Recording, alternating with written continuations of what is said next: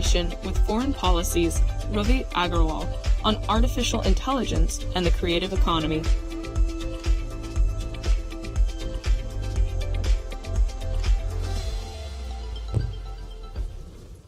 Okay, good to be back. How's everyone doing? Good, good.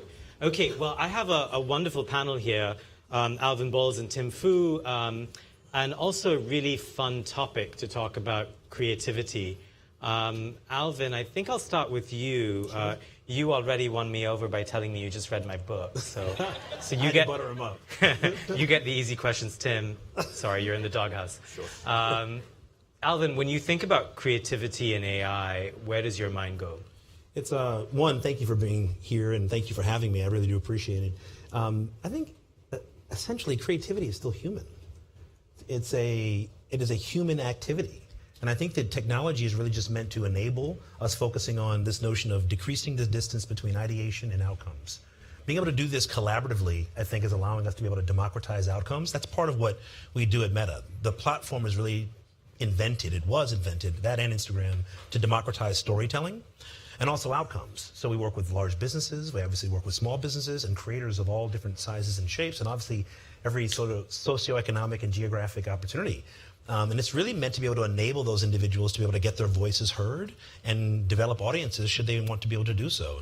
So I think about technology as really an enabler in many respects. And I do think that in order for us to focus on what's next, it's really making sure that we're actually focusing on participation and access. Yeah. Tim, what about you? I mean, you're the most creatively dressed of us. Thank you.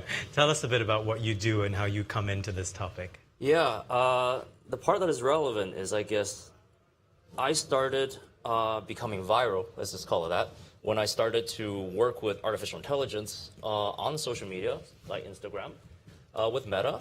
And then, from then on, we started to showcase a lot of the capabilities of artificial intelligence in the creative realm, such as designing buildings, architectural typologies, all the way to urbanisms and interior design. And so from this aspect, I found an opportunity to use this new tool for the advantages that we as a creative industry can hold. And so from then on, I guess Meta reached out, I became creative partner, and then at some point, OpenAI reached out, and now recently NVIDIA as well. So you can say that it's been democratizing a lot of us in the industry, especially many of us who are younger in the architectural industry. As they say, architecture is a late bloomers industry. You don't really get a lot of prolific works out until later in life.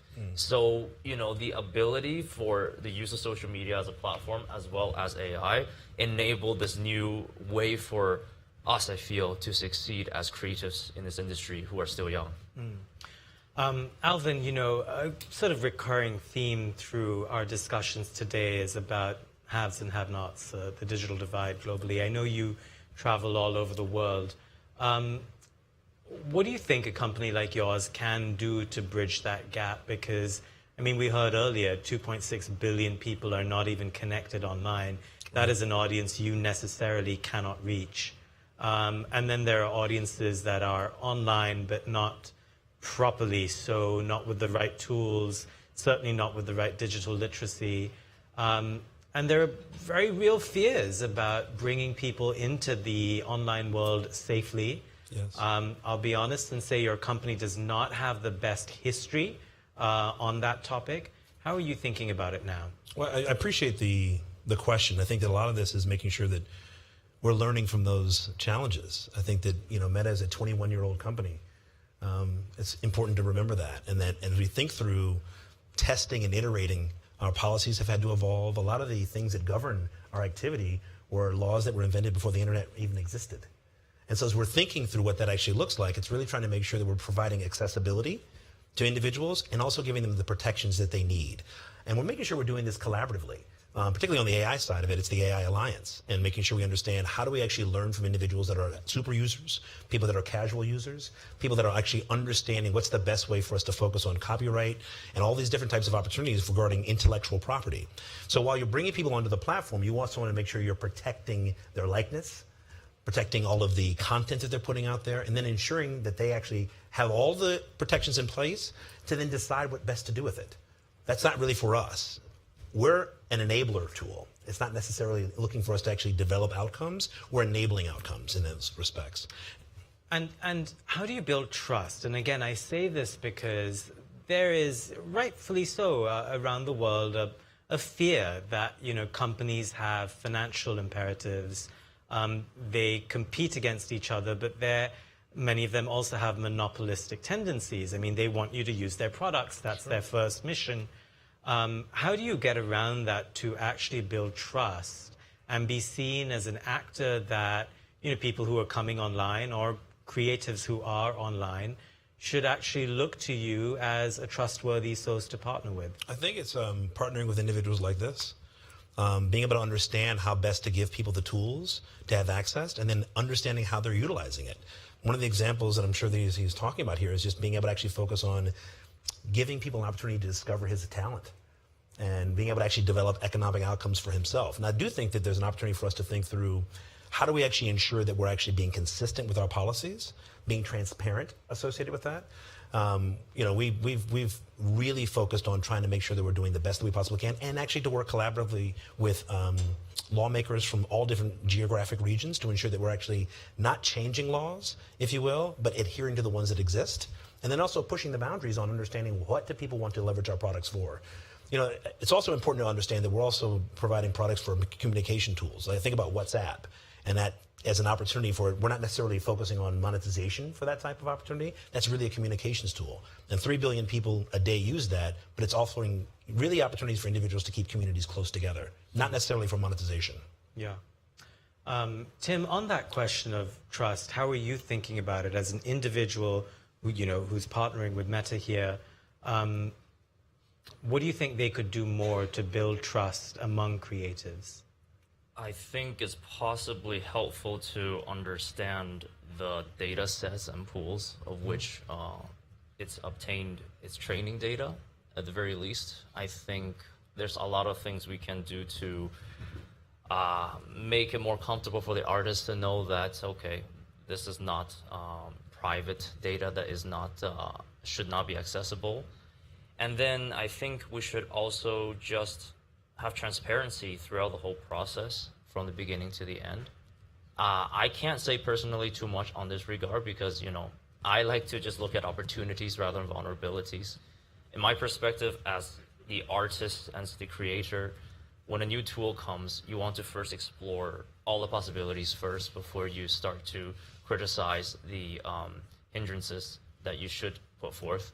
And for technologies like these, I think there's a lot of people that speaks about, stopping certain AI's involvement or data set restrictions. But we are the creative team that is trying to push this technology to build actual physical buildings in which you can actually step inside next year, So that's an opportunity. And these opportunities require us to fully utilize the potential of these tools, which means, yes, it's going to be a bit fuzzy at this point in time, but by the end of the day, if we ever talk about IP, what type of, how is the world of IP going to revolve now in this new era of AI, which to me, I believe will need rethinking as opposed to the past paradigm. Can I build on that for a second? Please. I think one of the things that we launched in 2023 is our Rights Manager product, and giving individuals that log onto our platforms the ability to then set parameters on what they want shared, what they want utilized, and giving the power to those individuals. So I think that it's a real tangible example for us listening to the market, listening to consumers, and also making sure that individuals like Tim have this discoverability. The idea is that you're actually putting your content out there to be discovered in many respects, or finding an audience, but also not having to sacrifice. There doesn't have to be a competition between personalization and privacy. That is, those things should be harmonious in many respects. And yes, we will likely continue to see individuals leverage the tools in ways that we actually haven't thought of. And we've got to make sure that then our sort of rules and regulations that sit on top of that still allow those outcomes to actually be pervasive across the platform.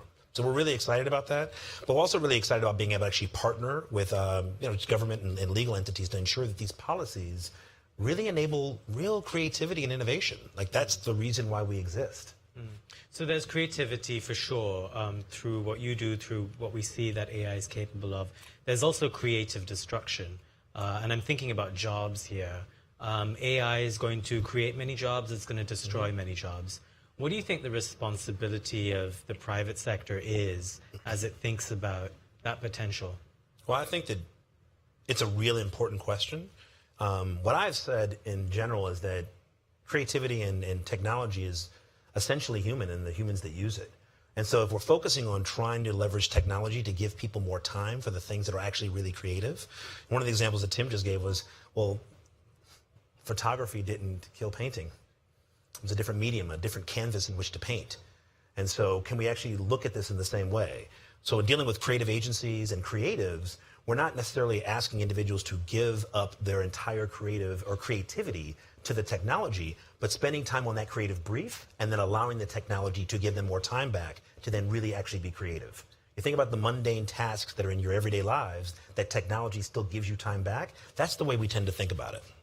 You know, one of my best friends is a painter, and he actually now paints his paintings on an iPad.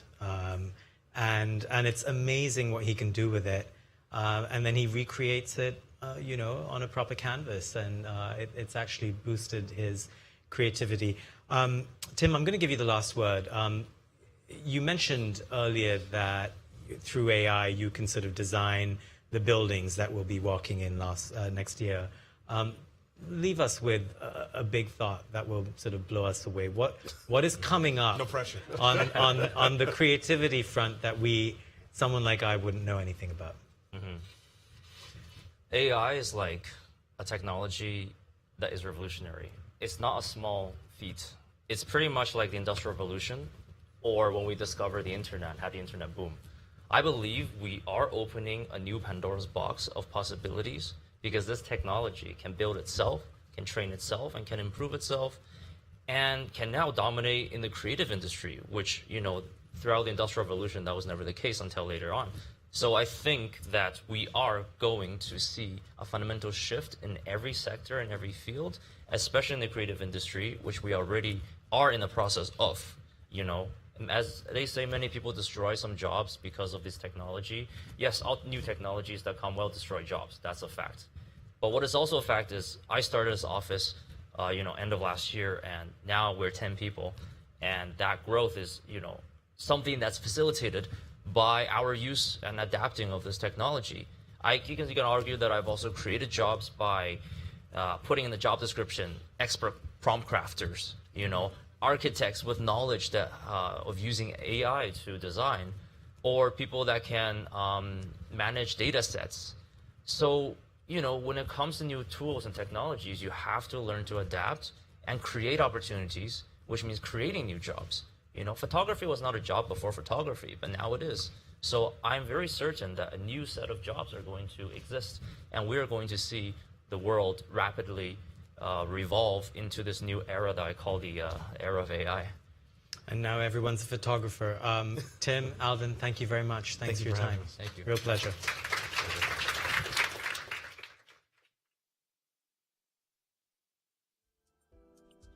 Please welcome